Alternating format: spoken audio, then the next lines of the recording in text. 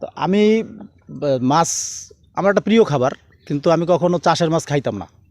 আমি ন্যাচারালি যেমন পুকুরের খোলা মাছ, মানে সাধারণ সাদা মাছ, তারপর নদীর মাছ, এইটার উপরে খুব ছিল। কিন্তু এখানেও মাছ চাষ করার পরে, এবছর তো শুরু করছে প্রথম, তো মাছ চাষ করার পরে আমি একদিন আসছিলাম, দেখিয়া একজনে পুঁটি মাছ দেখলাম বড় বড় 1 কেজির উপরে।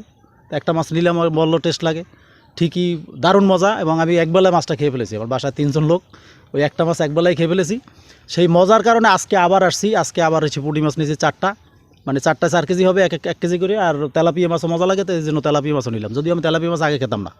তো এই মাছটা মজার কারণ মনে হয় ও সম্ভব, মানে ফিট কোনো ফিট খাবার খাওয়ায় না, সব ন্যাচারাল খাবার খাওয়ায়, যার কারণে মজা লাগে বিধায় টেস্টও লাগে। ওর বাজারেও মাছ বিক্রি খুব সহজ হয়েছে, মানে বাজারজাত করার জন্য খুব দ্রুত মাছ মানে হয়ে যায়, সেল হয়ে যায়।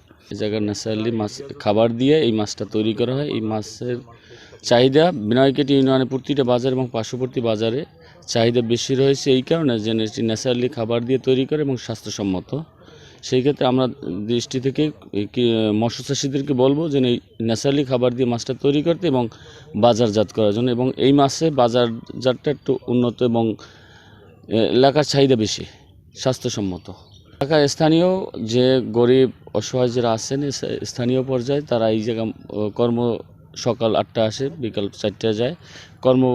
এ জায়গায় অনেক কিছু কর্মর আছে, যে কাজগুলো করে দৈনিকই তাদের দৈনিক দিনমজুর হিসেবে কাজ করতেছে এবং এলাকার উন্নয়ন হচ্ছে এবং রাস্তাঘাট থেকে শুরু করে এলাকায় মোটামুটি উন্নয়নের সাড়া পাওয়া যাচ্ছে এই গেট থেকে, এবং সামনে আরও সম্ভব। আমাদের এলাকায় এই জাহিদ ভাই, আমাদের বড় ভাই, সে একটা মৎস্য প্রকল্প করছে। আমিও একজন মৎস্য চাষি, আমিও একটা মৎস্য চাষ করি, কিন্তু সে যে প্রযুক্তিতে কাজ করতেছে আমরা সেই প্রযুক্তি ছিলাম না, আমরা আগের জগতের প্রযুক্তিতে ছিলাম। সে অত্যাধুনিক একটা প্রযুক্তি এসছে, ন্যাচারাল খাবার দিয়ে সে মাছ চাষ করে। আমরাও আগের চাষ করেছি, কিন্তু আমাদের সেই খাবার আপনার মানসম্মত ছিল না। আমাদের বিভিন্ন সময় মাছ রোগাক্রান্ত হয়েছে এবং মারা গেছে। আমরা এই জন্য ব্যবসায় একটু লাভবান হইতে পারিনি, মাঝে মাঝে হই, আবার মাঝে মাঝে ডিফেক্ট খাই মাছ রোগাক্রান্ত হওয়ার জন্য। কিন্তু জাহিদ ভাই এই মৎস্য উদ্যোগটা দেখার পরে আমাদের খুব ভালো লাগছে, আমরাই ওনার মতো প্রযুক্তিতে কাজ করতে চাই।